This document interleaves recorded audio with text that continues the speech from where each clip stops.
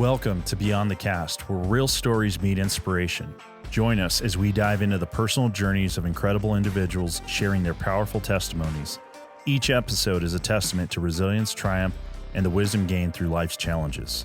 Get ready to be inspired, motivated, and empowered. This is Beyond the Cast, where stories come to life and lessons transform. Let's dive in. Hey everybody, it's Santino. I'm with my good friend Josh Johnson, owner of Spot Hogg. And man, we've had a couple great days just creating content, but part of why I wanted to set this up where we could have a conversation is because every time you and I talk, we do meetings almost weekly, and I love talking archery, but I like talking archery with guys that have like an engineer mindset. Sure. And there's all these little tricks of the trade that, you know, again, you grew up learning and is probably second nature for you, just like certain things with us are second nature. But I feel like we get to go down these rabbit holes of all this information, like with some of these tips and videos that we're going to launch for Spot Hogg, with you talking about helping customers optimize accuracy and all that. It's pretty incredible. So I appreciate the last few days, but I think in some of our conversations, it's important to, I know your story. I don't know a lot of people know your story about Spot Hogg and how the company started, and, you know, with your dad and your brothers and just that whole thing. So I would like to open it up for, you know, you being able to share that and talk about it a little bit. Yeah. Our start was really odd because Dad just liked, basically me and my brother kept breaking equipment and and stuff wasn't working, and we didn't have much money, so Dad was just trying to find some way to make so we could have our, you know, ability to go shoot and whatnot and not be so expensive. And so by trade, Dad was a machinist, and so he was making little sights and little arrow rests and things for me and my brother so that we could go out and do our thing. We go out every single week. It was twice a week usually. Dad would drag us out of the house. The rule was that he'd drag us out to the range to get us out of our mom's hair. And so, I mean, that's what we did growing up. So yeah, since we've been shooting for a long time. The beginning of our company was all started with Dad had met Freddie Troncoso at the Vegas shoot, and he had made these rests for us so that because we were having problems getting our bows tuned up. And so what happened was he made these rests where they were micro adjustable, and he shows it to Freddie, and Freddie thought it was such a cool thing. He put it in his pocket on the spot and said, "Let's go talk somewhere else." And that started basically a handshake deal. You make these and I'll sell them. And that's the beginning of the Premier Rest and the Rover and Platinum Premier and all those different things. That's awesome. It was a great opportunity because it got us in the game. That was what brought us in the game, was Freddie Trunco. So we owe a lot to Freddie for that opportunity. But when you started, like, what was tournament archery like back then? So you say your dad would take you and you guys would go shoot these tournaments. Was it, you know, small groups? Was it a big thing? Because you guys are based out of Eugene, Oregon. It was the same clique. I mean, like, you go out to the range now and there's the same 40 guys that are always there at the shoot that are like the hardcore guys that are really into it. And then there's the random people that show up from time to time. And right. But yeah, I mean, it was very competitive, and the thing was as a kid, there wasn't a lot of competition. There wasn't a lot of kids that were participating because back in those days, getting a bow just that draw length was quite the feat. Right. Most kids' bows were like kind of a joke bow. They weren't really like a competition bow, and to get into one like a true competition kids' bow, it was expensive. It was really expensive. Yeah. And you know, what parent wants to put, you know, thousands of dollars back in those days when you're, I mean, his dad could barely justify putting $1,000 into his own equipment, let alone his kids. Right. So the name Spot Hogg, that's a pretty cool story. You guys you mind sharing that? You guys were at a shoot. Yeah. So we got the name of Spot Hogg by my dad was shooting at a competition, and I believe it was like an NFAA format or something. So basically, you had the first person that stepped up to the butt and they shot, and then the next people came in behind you and then they shot. Well, Dad had put all 4 arrows in the spot. And the guy that comes up behind him smacks directly in the back of his arrow and kicks his arrow out. And he's like, "What the heck, Steve?" And then the other guy that was standing there shoots, and he hits in the spot, and he knocks his arrow out too. And then I think it was on the third time they shot, and they hit my dad's arrows again and kicked him out of the spot again. They're like, "Quit hogging the spot, Steve." And that was how the name Spot Hogg got created. That was the birth of it. Yeah, it was from well, that was the birth of the company. Was the idea that we were going to sell these sights, Right. So we were always selling those arrow rests to Golden Key, and then Dad had made the Hooter Shooter, and he'd made the our sights that we have, which was the Hogget, Right. and he showed those to Freddie, and well, it wasn't Freddie that time; it was his boys had taken over. But he showed it to them, and they just weren't interested. He thought it's too expensive; no one would be interested in that, and so they go, well, let's.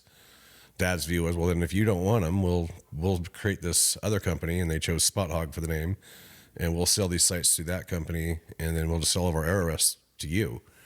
And meanwhile, anything that you guys don't want, any product that we come up with, we will offer it to you first at Golden Key. But if you don't want it, then we'll take that and we'll sell it through this other company. Right.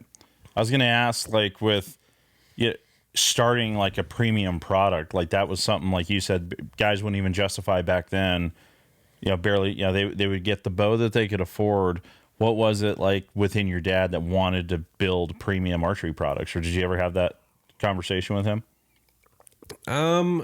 Yeah, I mean, Dad wanted an advantage is what it really came down to, is he wanted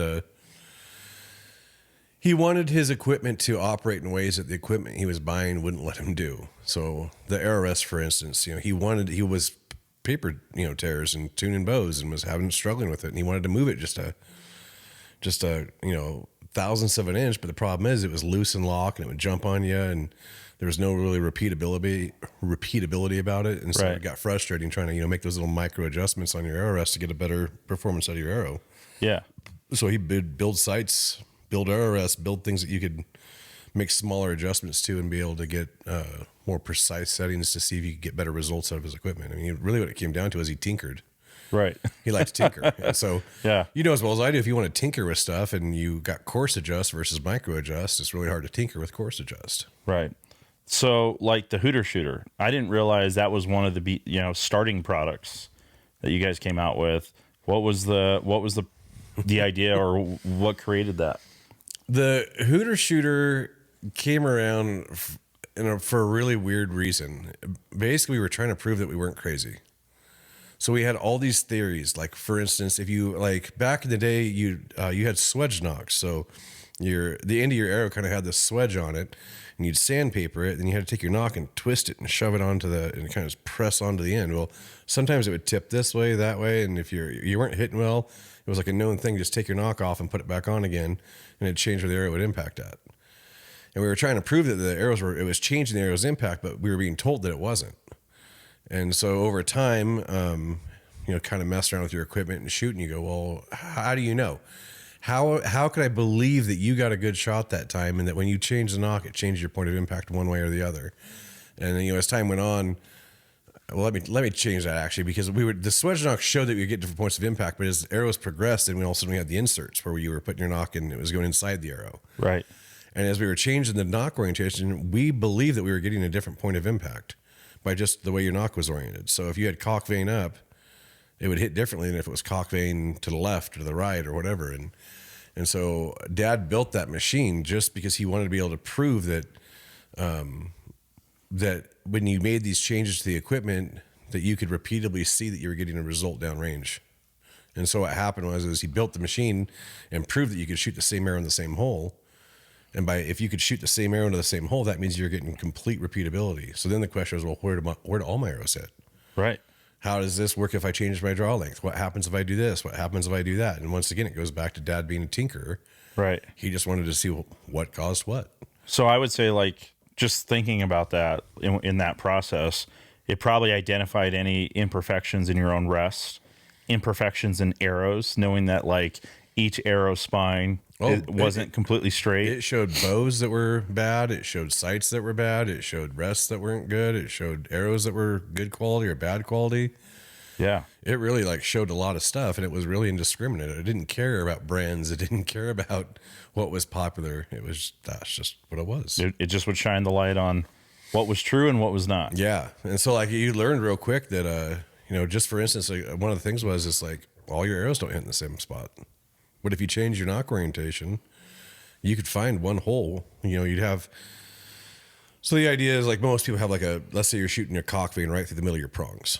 That's how we used to shoot way back in the day. There was always the one, you had your prongs and it was spring loaded and you run your cock vein through the bottom.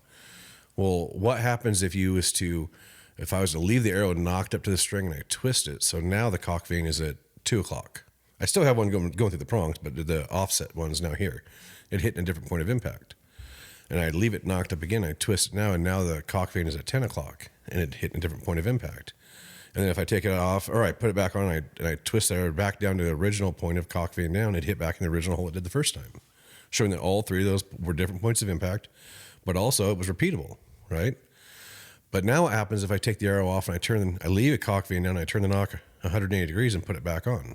Right. It hit in a different spot. And then again for the 10 o'clock spot, and then again for the 2 o'clock spot. And so in turn, you had 6 different points of impact. If you were having your cock vein always, or a vein going through your prongs, you had 6 different points of impact for that one arrow. Well, then what happens when you compare that to all your arrows?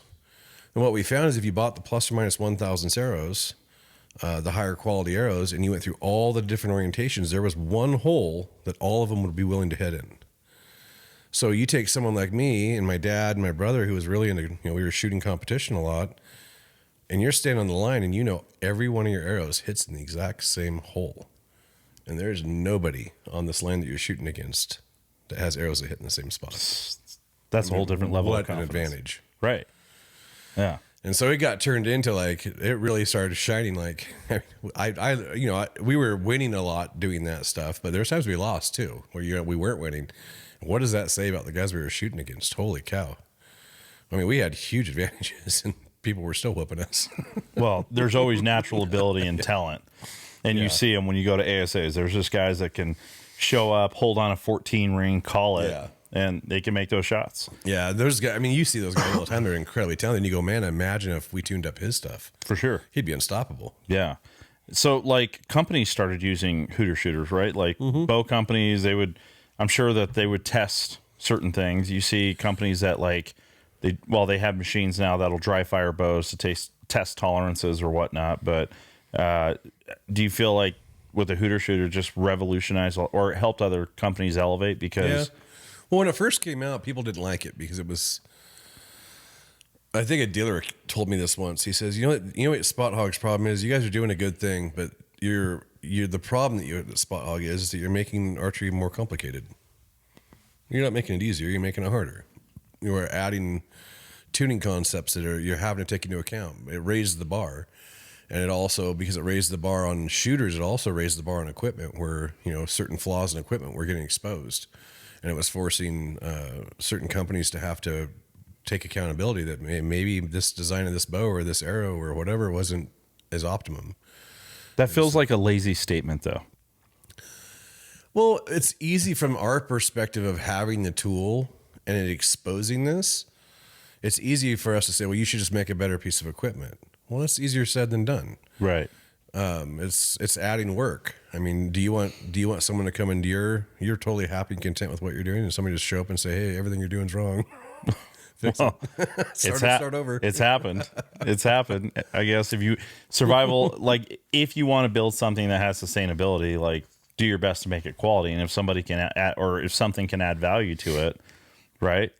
Look for what social media has done for businesses. Yeah. Yeah. Initially it just started out as a fun thing, and now businesses rely on it as their main source. And I think things are always going to change. It's just cool to me that Spot Hogg, your family created this product that I would look at it from the other side, that it helped elevate how people look at quality products. Yeah. Yeah, for sure. And it did.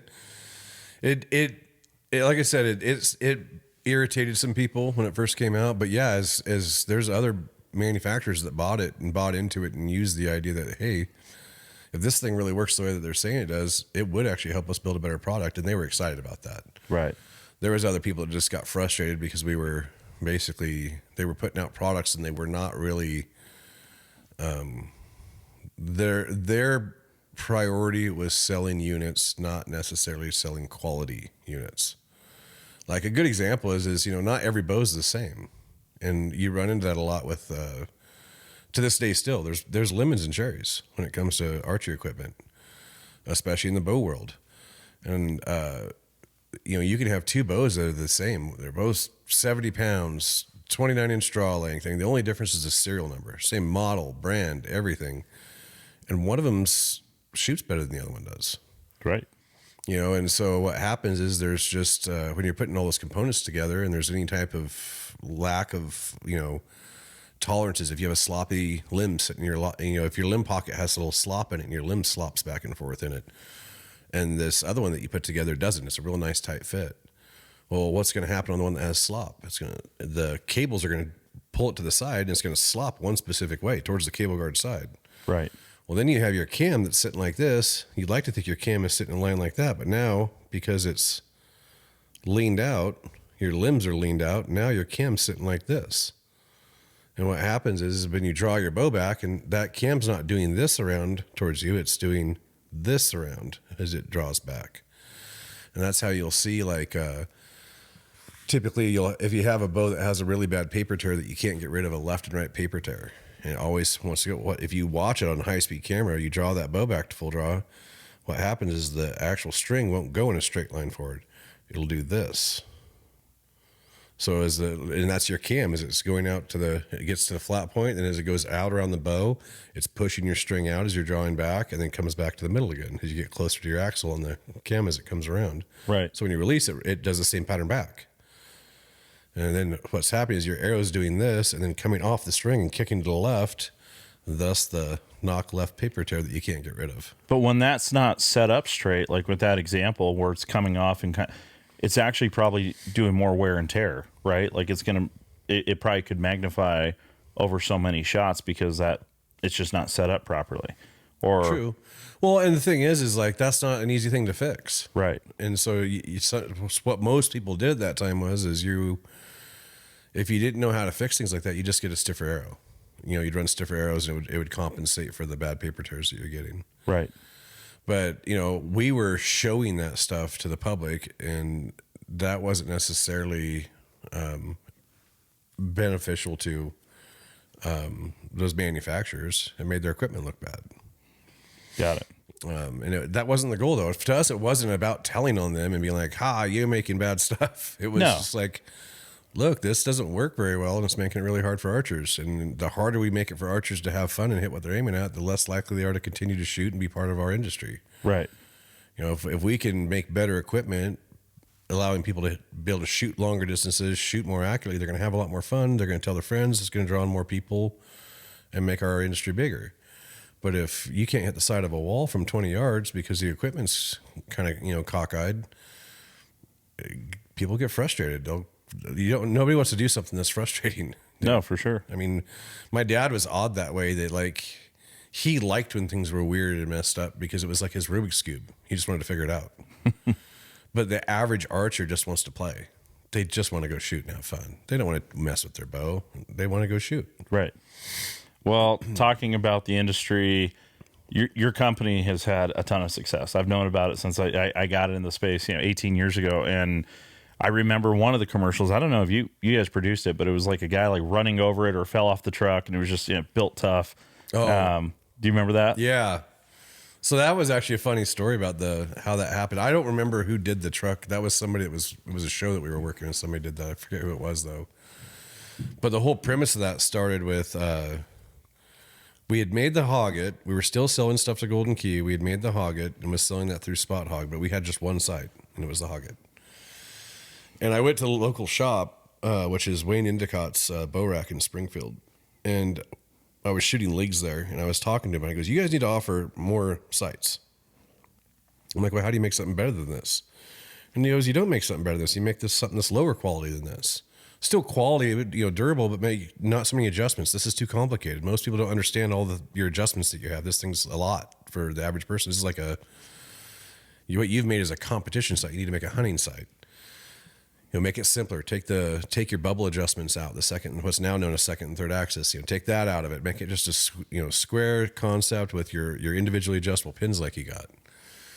And I went back and told my dad about it, and he kind of heed and hawed. He was like, well, why would we build something that's less quality? Why would we, if we're going to build something, let's build something better. And I'm like, because maybe this isn't for everybody. We're broken the brain competition shooters.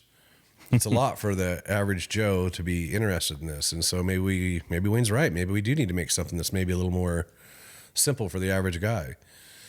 And so my dad came out and he showed me this site that he had designed, a prototype, and he goes, it's the toughest sight you'll ever see, Josh. And I said, oh yeah? And he goes, yeah. And I go, what do you mean? He goes, it's built tough. And I go, is this your only prototype? And he goes, yeah. And I go, can I test it? And he goes, yeah. And I stuck it on the ground like that with the pin guard down and the bar down. And I stomped it with my foot and it snapped in half. And I kind of laughed and I go, no, it's not. And I handed it to Dad, and my dad, he takes it and he goes, I'll be back. Just like, I'll be back. And he walked back, and like about a week later, or maybe, I don't know if it was a week, maybe a couple days later, he comes back and goes, toughest sight you'll ever see, Josh. And hands it to me, and I stuck it on the ground, and I go, can I stomp this one too? He goes, yeah, I'd absolutely stomp it. He goes, I didn't know that was the test, but okay, stomp it. And so I went to stomping that thing and hitting it, and by the end of it, I rolled my ankle and I busted the air sole out of my shoe. So I'm like, I was changing machines in the shop. So the rest of the day, I'm like walking all weird because my soles of my shoes are damaged from stomping this thing, but I couldn't break it, and that was what ended up being the real deal. And so we showed that to like people that you could do that you could stand on these. And then it turned into like this ad where I had Chris hop on my back and take a picture of me standing on it to show like how tough our stuff was. Because I mean, whose site out there could handle somebody standing on it or stomping on it or anything like that? That was not, right. That was never the premise of what was called a tough site. Right. Back in those days. Well, and I think about the guys that they're on a tree stand and maybe they get a little nervous or they move around. They've been sitting in a stand all day and their bow drops, right? Like the worst thing that could happen other than their bow breaking is their sight busting off. And, you know, you think about the guys that are hiking mountains and going over rocks and doing sheep hunts or even just strapping your bow on your pack and it's taking all this abuse. Like, I remember when I saw that commercial, that was like one of the coolest things. I was like, a car just ran over, a guy picked it up, shoots the sight, you know, shows that the target or that the arrow's hitting exactly where he was aiming. Like, to me, that was like a big thing. But to see where you guys have come this far, you've also grown out, you know, with some of the conversations we've had over the last few days, but very intentionally with the right people. Yeah. Like, you're not your typical company that's just going out and looking for, you know, to sponsor everybody and anybody. But you've also had a great lineup of people that have been loyal to your brand. And I would attest that too because of the toughness. Like out of all the years I've been using your guys' sites for about 16 years now, I don't even think about it. Like, I don't, that's like the last thing I worry about failing on me, but it's because I've proven it with all the places I've traveled. But yeah, I know we've always done things different. It was just the way Dad always wanted things to be. Like, he told me one time, if you do what everybody else does, you're only going to get as far as everybody else. So if you want to get past them, you got to do something different. Yeah. And I took that to heart. That was a true statement. It's true. What happened, I think, with our marketing wise was, so I got moved out of the shop and told I had to do the marketing for the company. I didn't go to school for that. I didn't know anything about it. I mean, I literally had nothing to work with, but just watching magazine ads and calling people and asking 1,000 questions, going to the trade show and just not being afraid to ask all the really dumb questions. Right. And part of that was there was a lot of people telling you what you're supposed to, you know, what you're supposed to do. Oh, you have to sponsor these guys and you have to have these videos and you have to have this and that and whatever. And we never really went that route. We always went with real basic stuff about like simple ad magazines. We didn't get the big full pages. We got the little quarter pages, and we always did a slow grow with everything we did because we didn't have a big budget to do it with. And same with our sponsorships. People would, you know, come up and want to sponsor their stuff, and what would happen was you give them some free product, and then they jump ship within a year to the next free thing, and the next free thing, and the next free thing. And there was really no staying power. And at one point, what we had decided was that I'm not going to sponsor anybody unless they've been shooting my site for at least a year before they ever even approach me about it. So one of the reasons we went into our methods for our sponsoring was I was trying to work with people, but they just kind of kept jumping ship. They always, whatever the new hot thing was, that was where the people would go. And so getting someone to use our sites, to me, it was important that I didn't want people to think that they were using my site because they were paid to use it. I wanted people to know that our stuff was being used because they wanted to. And so what happened was I put the rule in place that if you didn't shoot my sight for, before we ever even started working with you, there was no way that I was even going to consider sponsoring you. Like a good example is Lee and Tiffany. Lee and Tiffany shot our site for 3 years. We didn't sponsor them. They liked it. Right. Cameron Haynes shot our sites for, man, I don't know how long before we ever sponsored him. I mean, most anybody we sponsor, they have shot our site for years before we ever even considered doing any sponsorship work with them, which is cool because what that means is they chose my product, and they didn't choose it because I was helping pay their bills by sponsoring them. They chose it because they thought it was the best, Right. which means they believed in it. And that's one of the really cool things. There's not a lot of companies out there that can say, whether it be in the arrows, bows, it's not just sights, anybody out there that can really say 100% of all the people I sponsor were shooting my sights for free before I ever paid them. Right. And that says a lot about how much they have, what value they put in my equipment, that they believe in it that much that I'll use it whether I'm getting paid or not, because I want to know that I can trust that my equipment's going to work and not break and let me down in the field. Right. That's big. No, it's huge. And that's like, it's great to see the growth where you've come from, like starting with your dad, and doing the tournament things, your dad just wanting to make a better, higher quality product, to where like today. So you're CEO, you run the business. Is that correct? No, me and my brother run the business together. Okay. You and your brother run the business. Okay. My dad's been out of it now for about 10 years. His goal was he was going to come in one less day every year. So every year on his birthday, he'd come in one less day, until finally he didn't come in at all. Perfect. And so, but me and my brother have been running it we were running long before he actually stopped coming in, but Right. having him there, Dad was always tied to the shop. Dad always thought marketing and sales was stupid. He goes, "You guys cost us money. You don't make stuff." So he was all about the machine shop, all about design and the production side of things, which is where my brother worked. So Dad not being part of the company, I think affected my brother a lot harder than it did me, because he lost his go-to guy. Right. He could always look over his shoulder and be like, "Hey, Dad, what do you think of this? Is this a good idea? Is that a bad idea?" In the marketing world, I had nobody to ask. I had to call and whatever I could source out by asking other people in the industry.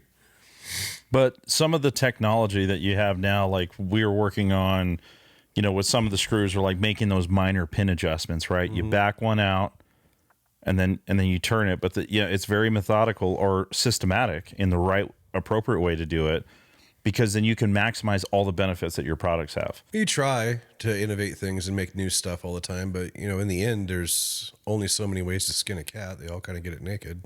Right. But the reality is that there's a lot of copying that's happened over the years. That's one thing we really tried to pride ourselves on, is that we never copied anybody. We don't ever do, if I can't take an idea and add 3 new things to it to make it that much better than what, so it's not just me copying it. I'm taking the premise you're working with and I'm adding 3 more things on top of that. We won't do it. Right. I mean, that's why people still say to this day, like, why does Spot Hogg have an arrest? And we're like, well, we don't want to just go out and copy everybody.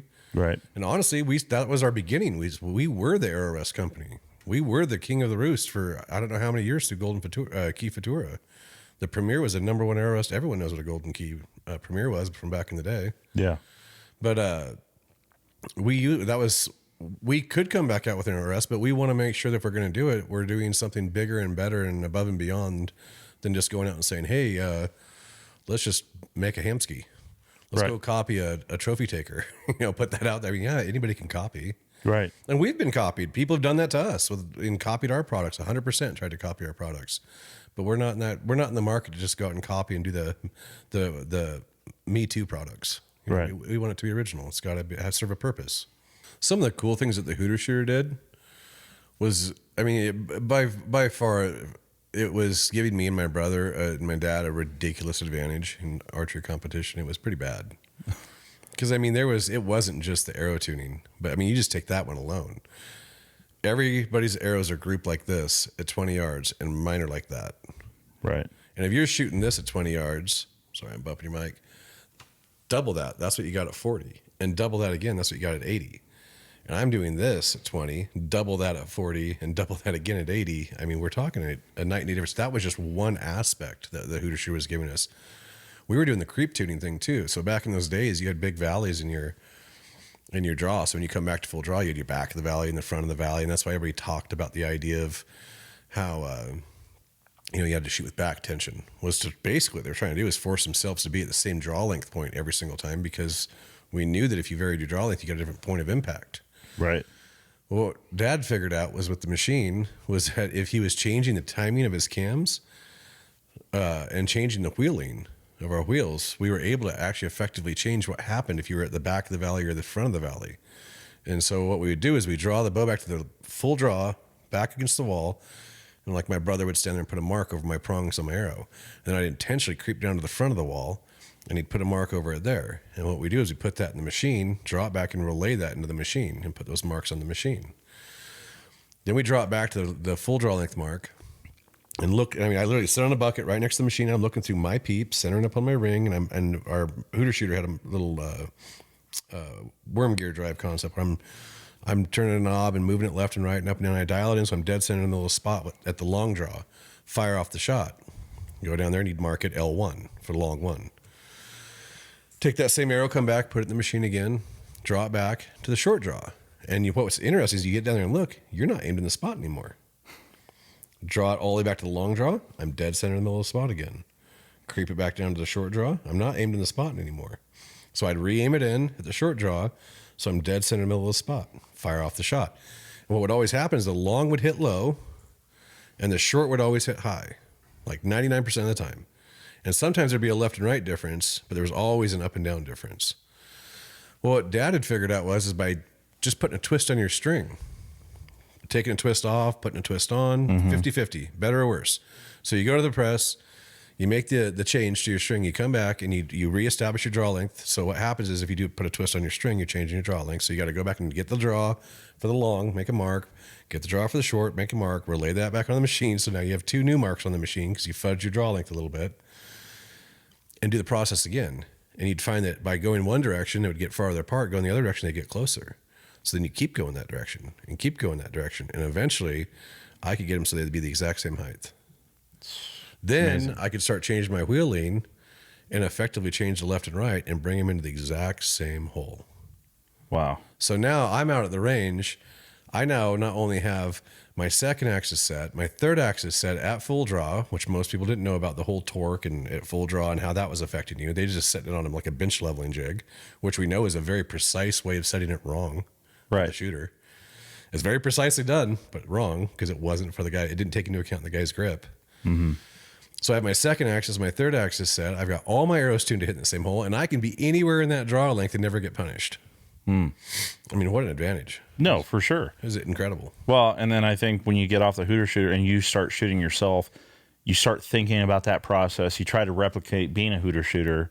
Naturally, you're just going to get better. Absolutely. Right? If you think about it that way. Yeah. It's like a lot of other things, but that's really cool. And so in turn, as we did that, I felt guilty about it. I felt like we were cheating.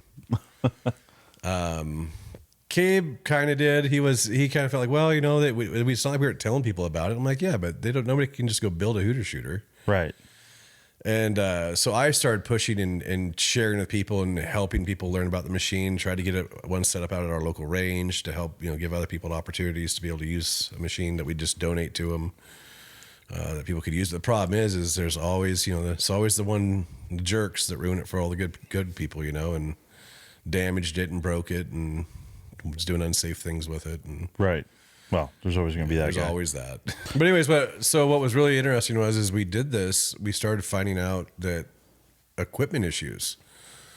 So one of the things that got told over and over and over, it was the big thing was like with target panic or with your equipment, you just need to practice more. You need to practice more. You need to practice more. And it's like, well, I can practice on blue in the face.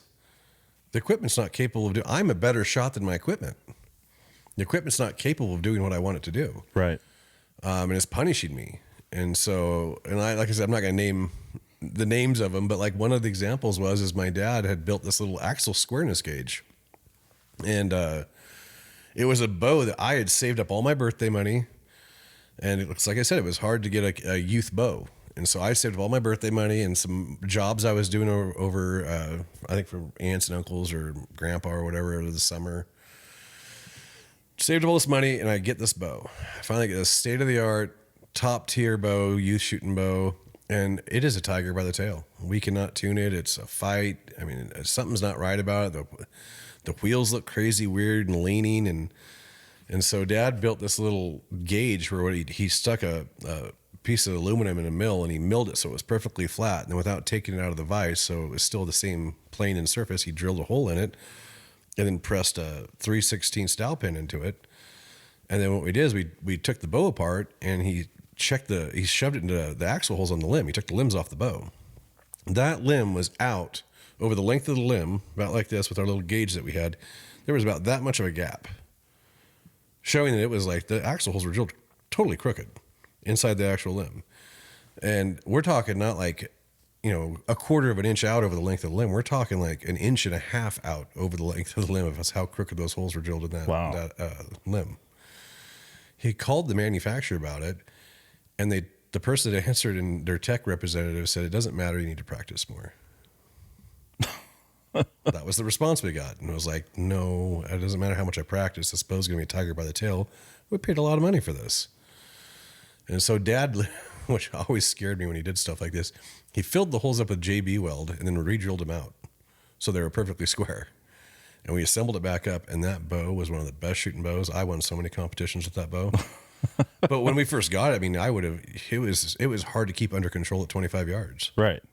But just something as simple as that is that your axle holes being, drilled in crooked was making that bow an absolute tiger by the tail. Right. And so we tried to present stuff like that. We tried to use our dorky techness, and we tried to share that. Some companies were really receptive. There was another company that we told that to, that they had crooked axle holes, and their response was, "How do you figure?" And we told them we had this little gauge that we made and whatever, and they said, "Send us one." We sent it to them, and we just thought that was the end of it. We'd never hear from them again. They called back and go, "We checked your gauge. We agree it's legit. And of the 150,000 limbs that are in our place, not one of them straight." And they said, "Send us 4 more of those gauges, and they'll all be from here on out." I mean, talk about 2 different attitudes. Right. 2 different major, still around top bow manufacturers, and one's attitude was it doesn't matter, and the other one is, really? Well, let's make it better. Right. Yeah. Well, I think that's the guys that have your engineer mindset. Sounds like you inherited that from your dad, that got passed down to you, and probably with your brother as well. Oh, for sure. And that level of innovation. It's like it's amazing to see, even from when I started shooting a bow about 17 years ago, like how much has grown.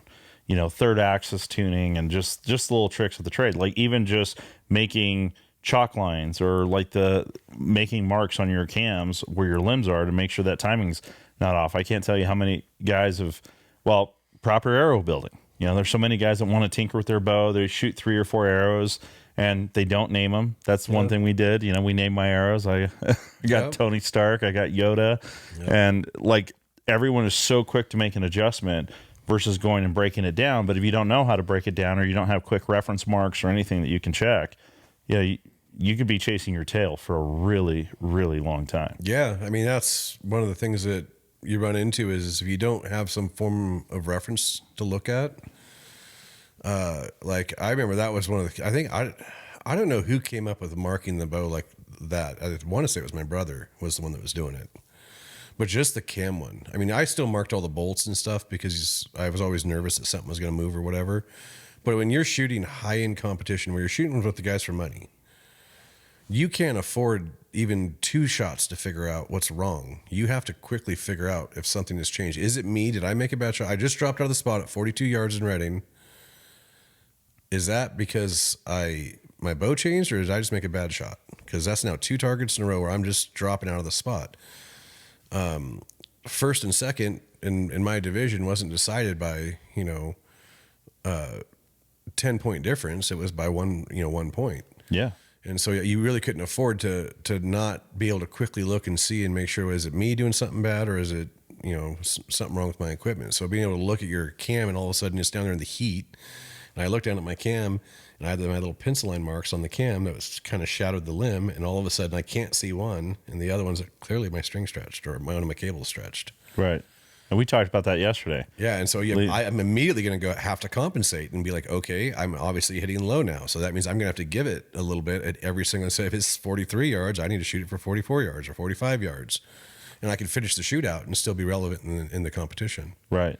But that's happened many times where I was in shoots and all of a sudden I looked down and my string stretched and I had to compensate on the fly and still try to finish the tournament. Yeah. But if I didn't have that, I could shoot rather than just being able to look and know. Instead, it was you'd spend the next 10 targets trying to figure out, is there something wrong? Is it me? Is it the bow? Is it me? Is it the bow? And you had no way of knowing the truth. Right. So that's where that came from was just because we were really into our competition, and everyone who's ever shot for any long period of time knows about string stretching. It's a thing. No, for sure. And it can happen at any point in time. Right. It could happen on a hunt. It could happen on a hunt. It could happen at a tournament weekend. That's another thing you get your bow all set up here, let's say, and then guys do this all the time that I've hunted with. Drives me crazy. They'll get their bow set up at home and then they'll drive over and they literally just walk right out in the woods and go hunting. And I'm like, dude, you probably should check your marks and make sure that things are still good.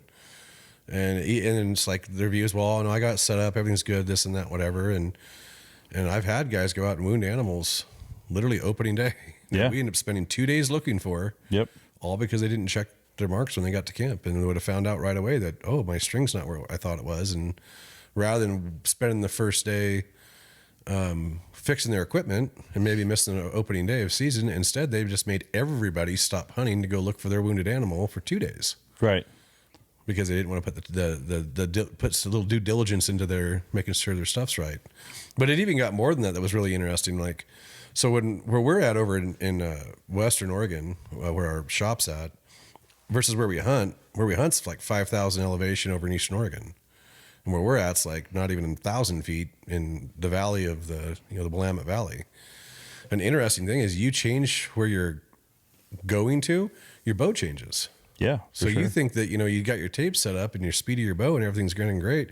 And I think it was my brother was the one that pointed it out. I could take my bow and check my axle to axle with a tape. So I want to see what my axle to axle is. Well, let's say it's 42 1/16 inches. And I go over to Eastern Oregon, it's 42 1/32 inches. So my actual axle to axle has changed.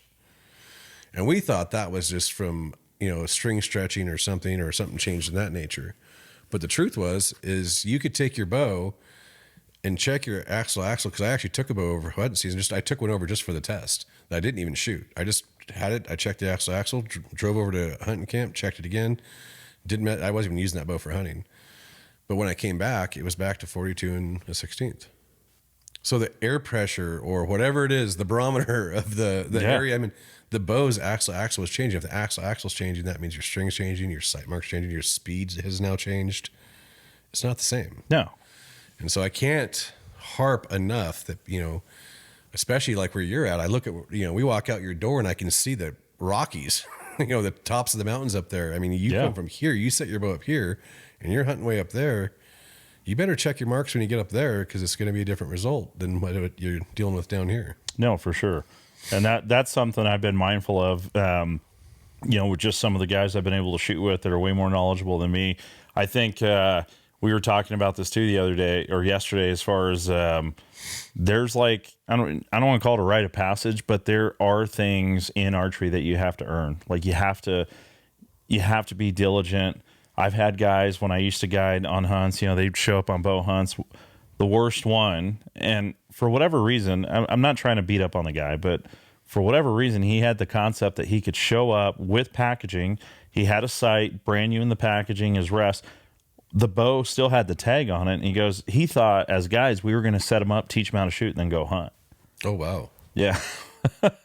And I said, well, wouldn't that be nice if that's how it worked? Well, maybe, but I actually enjoyed the process of practicing, because you feel like you earned something if you've been. I know, but I'm just saying, yeah. If archery was just that easy that you could just slap it together and still salvage it, I mean, at that point, that had been overwhelming. Well, no, it was. And I had to talk with the head outfitter. I told Ray, I need to take this guy into town. Took him to my bow shop. After day one, he was so sore, like I didn't even know he was going to get back for the hunt. But the clock's ticking. His hunt started.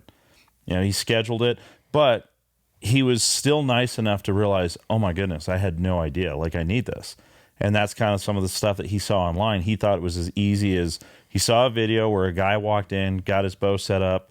You know, it was like it looked or appeared to be at a camp, but it was somewhere where he went to a bow shop first, got set up, and then went on a hunt.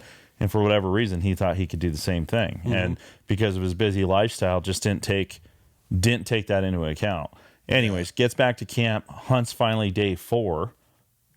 He ended up shooting an elk, which was great. But, you know, we called him into like 20 yards. Everything worked out. But it's one of those things. It's like you have no idea. There was a happy ending to that story. There was a happy ending to that story. Cool. But at the same time, it's like that's like one in a lot. Yeah. Like, and I think part of social media is great.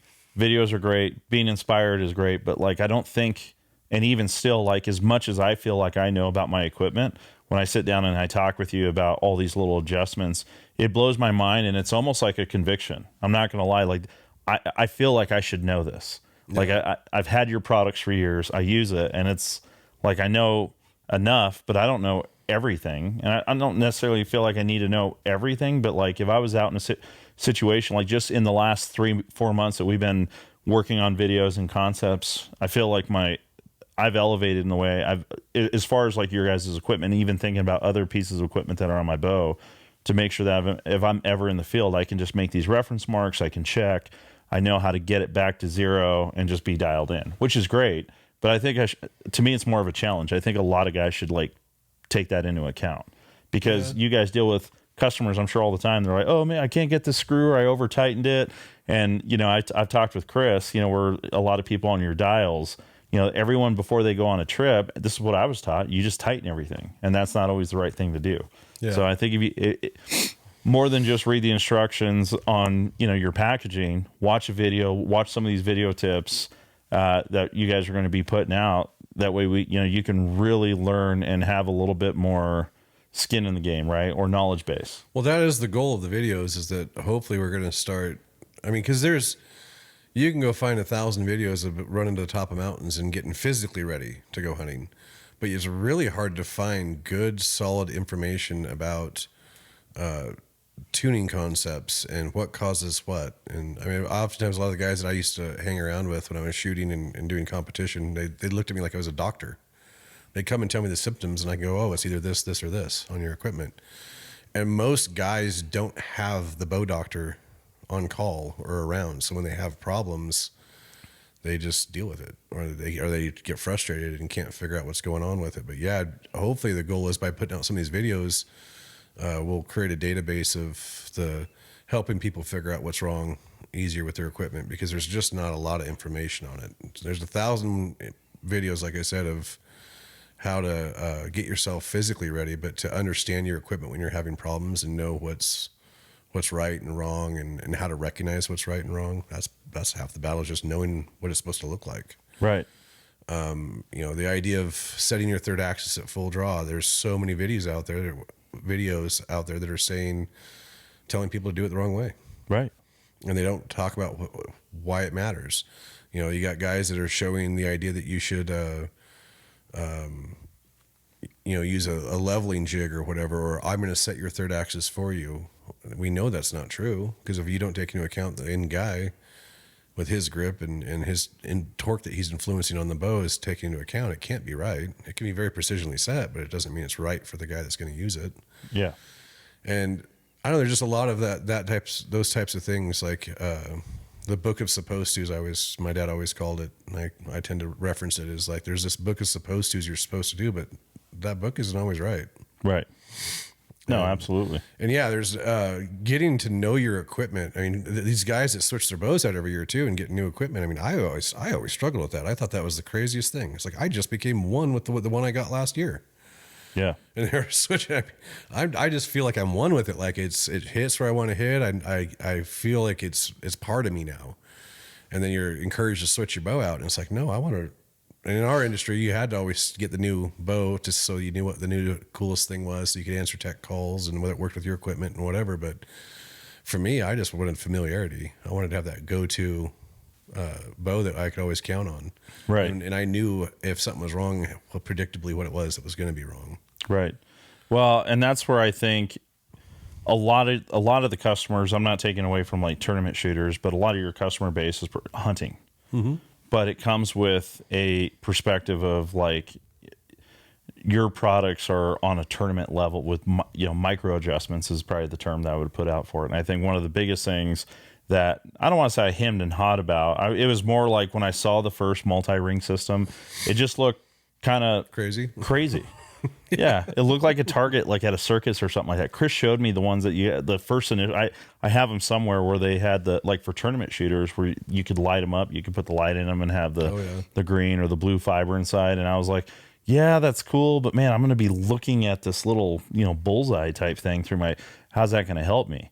And when you start thinking about it, you start thinking about light diffraction and all that, which you've rocked my world with that. Like that's huge. Yeah. And I've been on hunts where guys are just, they're dialed. They've been training all year, but they might not take into account that low light situation. Well, what's crazy is like a guy will not own a bow that doesn't have a bubble in it, or a sight that doesn't have a bubble in it, because you have to have a bubble. How do you know you're holding the bow the same every single time? But just racking your bubble from one line, being in the center, versus the bubble just touching the left line and the different point of impact, they'll recognize that that's what happens. It's going to change my point of impact. I'm not going to have consistent results. If we don't shoot the same, if I don't draw back the bow the same to the exact same draw length, if I don't aim the same, if I don't do everything the same, if I don't have the bubble in the middle every time, I don't expect I'm going to get the same result every time, right? Right. But guys will run single rings on their heads, and in different lighting scenarios, you might be where your rings, you're seeing way more than the ring. And you could be cheating and not realize that you're not centering the same every time, and they will totally just ignore that. Yep. It's actually you'll be off more from that, not having a good fit with your peep in your ring, and the deviation of point of impact would be greater from that than it would be if you were just to have your bubble touching one line. Yeah. So, but they will not have the bubble in there, but they will look at our rings and laugh and be like, "Oh, that's crazy," and it's like it's not. It's actually very, very imperative if you want to be able to, in all lighting scenarios, to have a consistent, repeatable aiming process. You have to have multiple concentric rings in different sizes so that in different lighting scenarios, you always have that same centering concept. So you can be centering on your pin guard the exact same every single time.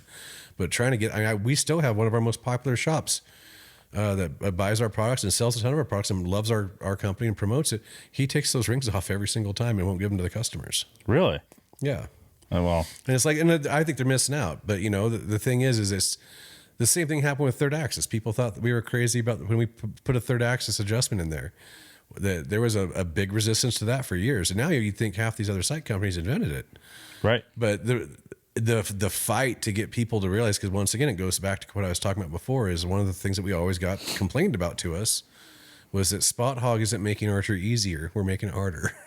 We're adding all these things that you got to worry about and you got to address. And there's a specific way you have to do it. But the end goal is like, yeah, we are making it a little more complicated because it's new, but as the masses gather together and realize, oh, third axis does matter. Other companies put it in their sights. I mean, it's one of the things that somebody said to my dad one time is that somebody copied our third axis designs. I believe it was us and Copper John at the time that came out with the very first third axis adjustable sights. Okay. And that was back when Sherlock was the most popular thing. Yep. Someone copied us and put a third axis in theirs. And they asked my dad about it. We were at one of the trade shows. Oh, what do you think about so-and-so copied your third axis? And he goes, well, I like it. It means I'm not crazy. It's a good idea.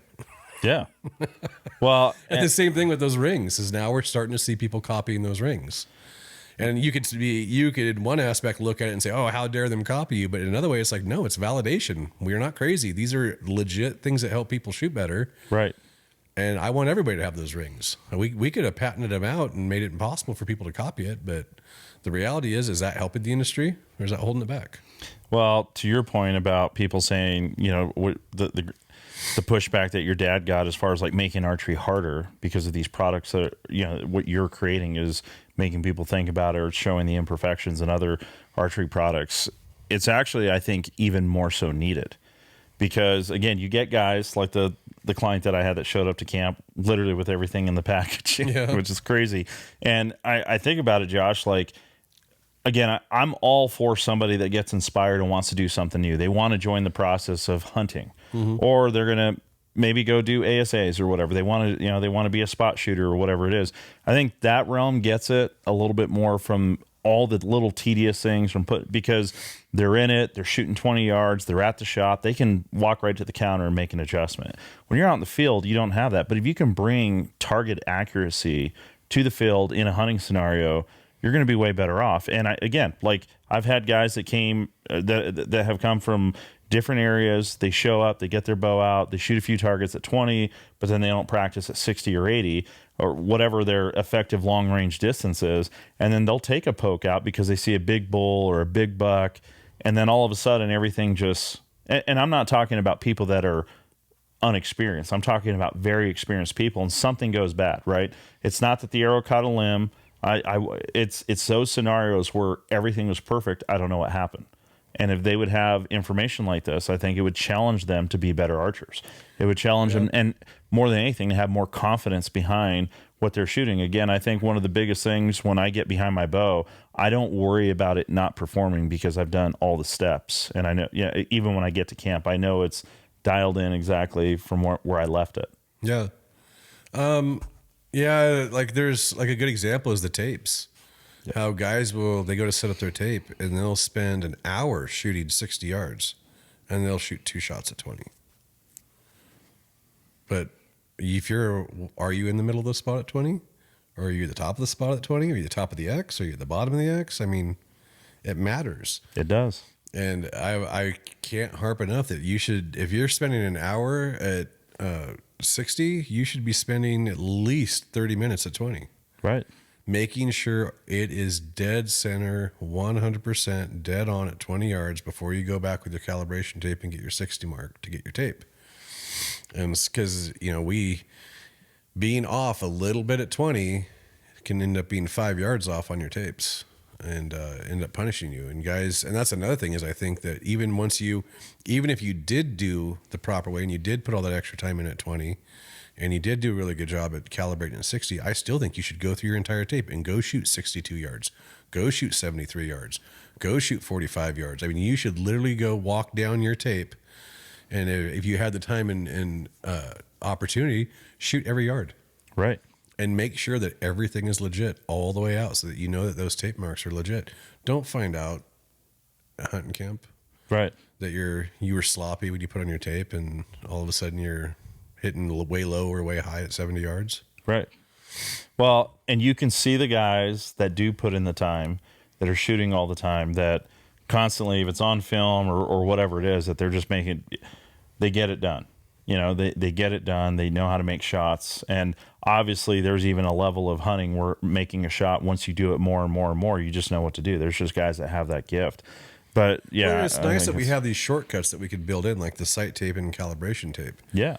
But just because you have a shortcut to get you to being able to shoot quicker doesn't mean that you really should ignore due diligence of going back and making sure that things are right. Right. It's because the only person you're punishing is you. Yeah. In the end, the person that's going to end up being the most frustrated, most upset over it's going to be you. Yeah. And it's because you just, if you took the easy way out and not really work through your equipment and the settings that you got. So another thing that happens too is that I meet people that are going on these really high-end hunts, but somebody else is setting their bow up for them completely, and they don't understand what's going on. Well, what are you going to do if you're out in the field on this really expensive hunt and you don't know how to fix your own stuff? It's nice just to treat it like your car. I'm going to take it down to the mechanic. I'll be back on Tuesday, because you don't really necessarily need to know how your car works. Right. But when it comes to hunting and you're out in the middle of nowhere, because that's where the animals are, they're not downtown in your city. Yeah.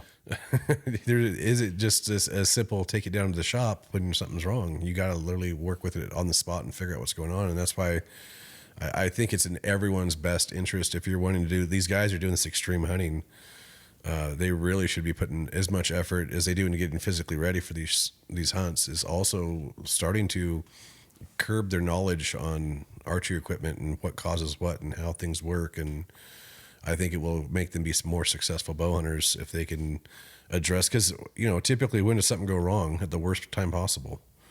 Like when's your string stretched? Is it when you're out practicing in your backyard and you got all the time in the world, or is it when you're 6 hours away from home and you're about ready to go hit the woods and you realize your string stretched? Yep. I mean, you may not be able to address it on the spot, but at least you can know what to expect out of your equipment, what happens when that happens to you, how to be able to compensate for it, Right. and limp your way through your hunt maybe. Or even like making marks where your D-loop's at. I see guys like they'll be at camp or they'll draw back or their D-loop's just barely hanging on by a thread. And it's like, don't make those mistakes. Yeah. Change your rangefinder battery.